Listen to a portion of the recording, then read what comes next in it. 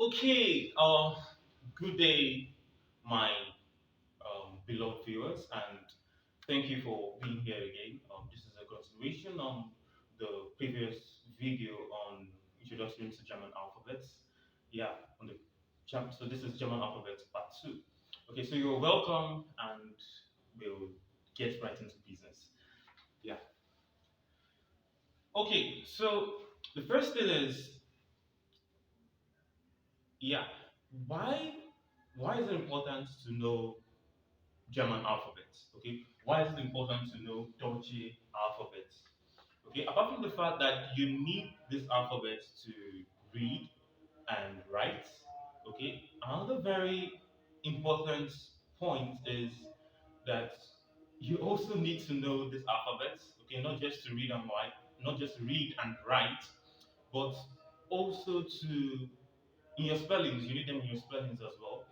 Take for instance, you you're coming into a country for the first time, or probably you booked a hotel. Yeah, you're coming to a country for the first time, and you're coming as a tourist. Okay, you're coming as a tourist, and the tour guide, the tourist guide wants to get in contact with you, and so probably he manages to get your number, and he calls you to get extra information from you, or supposing you booked a hotel and then the hotel receptionist calls you to update you on some of their services, something like that. So you need the German alphabet because probably this person asks what's your surname or what's your family name exactly, or your first name. Okay, you and probably for example, let's say you're Nigerian like me, and you say, okay, my name is Gerard Ikem Denakachuku, okay, and the person is like, what? As in, no, the person is like, oh, Gerard Ikem something, something, something, okay, and he or she doesn't get the pronunciation, or he or she doesn't know how to spell your name, and is like, okay, please, can you help me spell your name so that I can put down the information, okay, right on the computer or whatever she's using. So you need to be able to give out information properly, you need to know these sounds, you need to know their identities, their symbols, and very importantly, what they are called, because that's when spelling comes to play, what they are called, because you need to know what they are called to be able to spell properly. Okay, so let's dive into it. Okay, so these are the 30 German alphabets. Okay, you have the 30 German alphabets, and from R to Z, that's from A to Z, like the English speakers will say, A to Z, you have the 26, those are the 26 alphabets that English speakers are already familiar with. The A to Z. Okay, they have the same symbols, okay, only that a few of them give a different pronunciation as to what you different pronunciation from what you have in the English language. So we're looking at those ones that give. We also like touch them. Those ones that give a different pronunciation, or they give a give not a different pronunciation, they give a different sound from what you have in the English language. So we're looking at them. So but you have A to A to Z, as the English speakers will say. So those are the 26 alphabets. Well, this R umlaut, O umlaut, U umlaut, estet. Okay? R umlaut, O umlaut, U umlaut, estet. These are the remaining four, as in the four added alphabet, the four alphabets that English speakers are not familiar with. Okay, the four alphabets that were added to this 26, that's the A to Z to this 26 to form the 30 German alphabets. Okay, I hope we're clear on that.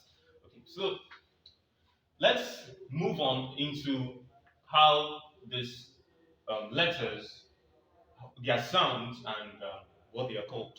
Okay, now before I begin, it's important to note that you can see the symbols written with black ink, the symbols with black ink. Now, what you have below the symbols are not, so to say, their sounds. They are not their sounds. Okay, what you have written below are actually the names of this letter. Just like in English language, this letter is called A.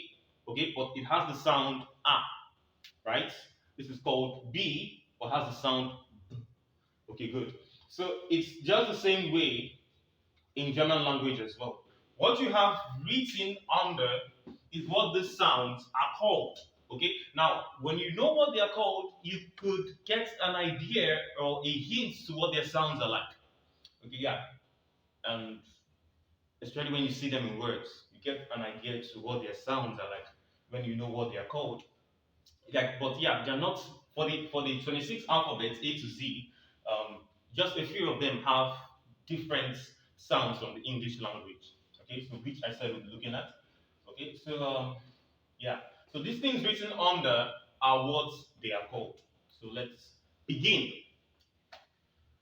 Okay, so you have ah. This is called ah, and also has the sound ah. Okay, it's called ah, and also has the sound ah, like arts. Okay, arts. This is a German word for doctor. Okay, it's a German word for doctor. It's masculine in gender. Yeah, it is masculine. It is masculine, has masculine gender. Okay. Okay. So moving on.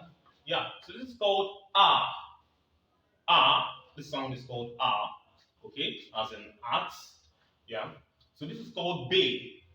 It's called bay. Okay, and yeah, it still has the b sound, just like in English language. Okay, but in German it's called bay. Okay, this is ah. This is bay. This is called say. Say in German language. Say. Okay, it's like you're pronouncing this and you're pronouncing. It's like you're pronouncing this and this together, like say, say, say. Okay, yeah. Okay, so a, b, say. Okay, d, d, e, e, f, f, g, g, ha, ha. Okay, so notice what this letter is called and what this letter is called. Okay, you notice when I call this letter, I make sure to put that um, this effect, this like the English, you have to you have to effect it when you're pronouncing when you're when you're calling this letter. Okay, you have to effect that like ha. Okay, this is ah ah, but this is ha. Okay, thank you. We're moving on. Yeah, and this is e. E. It's called e. So this is called yachts. Yachts. Car. Car. L. L. M. M. N. N. O. O. P. P. Q. Q. R. R. S. S. C. C. U. U. Foul. Okay, this is called foul. Yeah, this is called V. Okay, English calls this V. Okay, but in German it's called foul. This is called V. This is called X. X. Okay, or this is called Epsilon. Epsilon. Then sets. Sets. So yeah, we're here. Okay, and I was talking about R umlaut. So this letter is called R umlaut. Okay, it's it's you have the R, the letter R, okay, and then two dots on top. Okay, now this letter is called R in German. So this is R, which is what you have here. Okay, so it's called R in German language. Then the two dots on top is referred to as umlaut.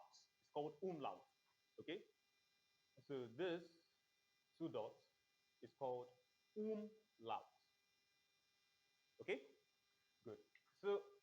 you have a umlauts. Okay, so that's how we have a umlauts. Okay, a and two dots on top. So the same thing applies here. You have o umlauts. O umlauts. Okay, here you have u, which is this letter, u, then the umlaut, the two dots on top, u umlaut. And then this letter here, it looks like a B, but it's not a B. Okay, it looks like B, but it's not B. It has a long tail. Okay, let me write it well. It's something like this.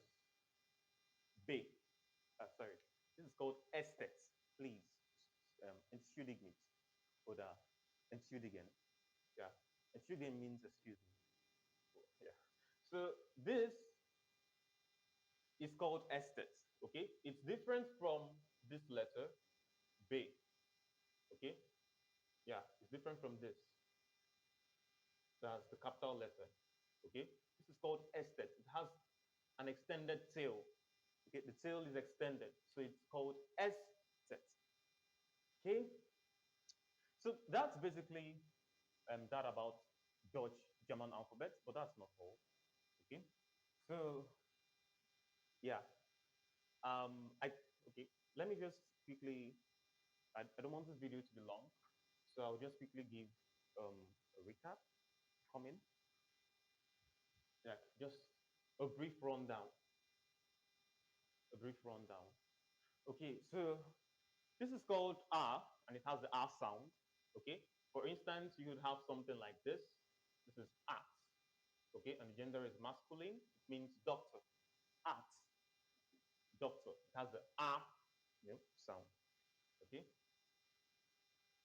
Yeah. Then B still has the B, that B sound.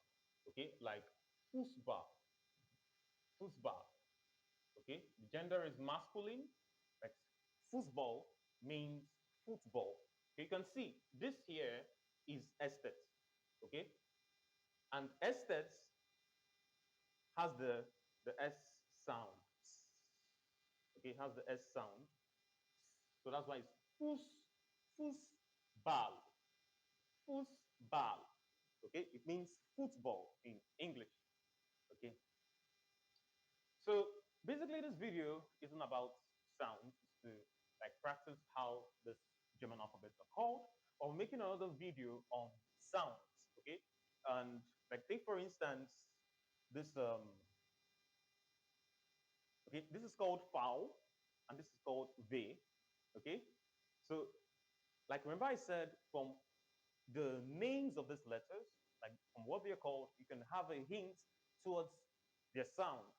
Okay, this is called foul, and it has the F sound. Okay, this is called V, and it has the V sound. Okay, good. So yeah, so this unlike English, okay, in English you call this V, and it has the V sound, but in German language this letter has the F sound, like it has a sound, while this has the V sound. Okay, yeah. So those are some of the discrepancies, okay, between German alphabets and the English alphabet. Okay, like some of the differences in their sounds I told you. Okay, another thing is this has the sound. Okay, like sound. For example, this zoo, what we know as zoo in English is called zu in German language. It's called zu in German language, and gender is masculine. Okay, zu, as in you pronounce this, so it's zu, not zoo. Okay, so that's German. Okay, so that's that about that. Now, just okay, I'll be moving on.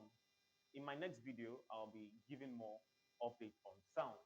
Okay, and yeah, just so you know, take note that there are certain letter combinations, like just like you could have in English you could have certain letter combinations, like this letter combination will give you the sound. Okay, and then like physics. Okay, that's English. So in German language, you also have things like that.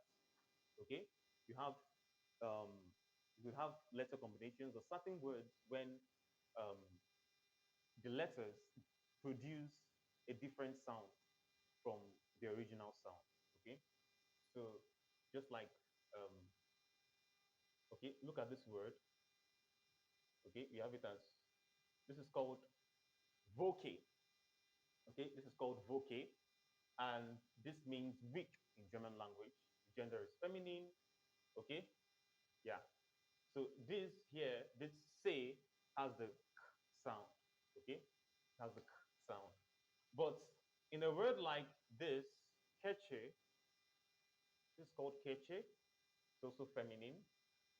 We can see in voke, it gave us k. Now in keche, you have like sh.